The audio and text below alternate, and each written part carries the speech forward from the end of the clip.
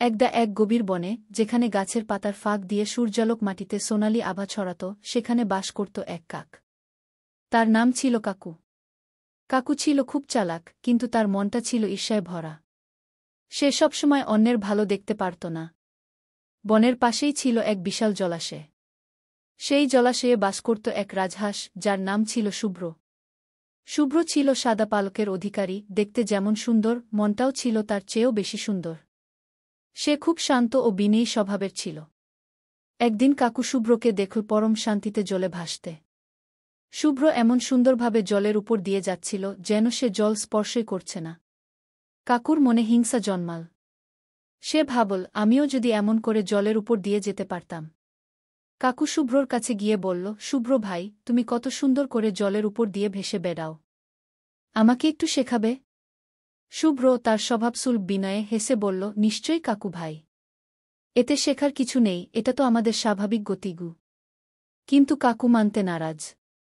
সে জোর করল শুভ্রকে শেখানোর জন্য। শুভ্র তখন কাকুকে দেখাল কিভাবে জলে পা ডুবিয়ে ডুবিয়ে সাঁতার কাটতে হয়, কিভাবে জল ঠেলে এগিয়ে যেতে হয়। কাকু মনোযোগ দিয়ে দেখতে লাগল। কাকু চেষ্টা করল শুভ্রর মতো করে সাঁতার কাটতে। কিন্তু সে তো রাজহাঁস নয়। তার পা ছোট, আর সে উঠতে অভ্যস্ত। সে বারবার চেষ্টা করেও শুভ্রর মতো করে জলের উপর দিয়ে ভেসে যেতে পারল না।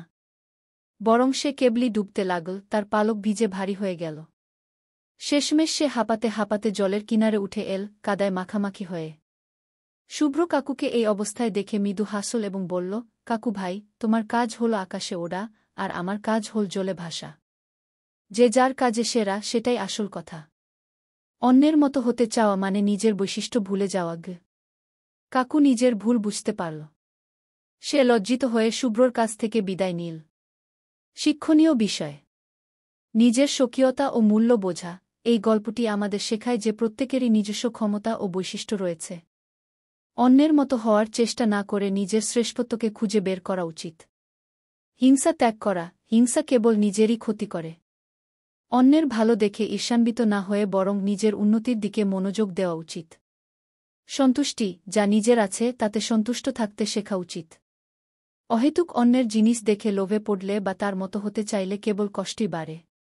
এই গল্প থেকে আমরা শিখি যে সৃষ্টিকর্তা আমাদের প্রত্যেককে আলাদা আলাদা বৈশিষ্ট্য এবং ক্ষমতা দিয়ে পাঠিয়েছেন।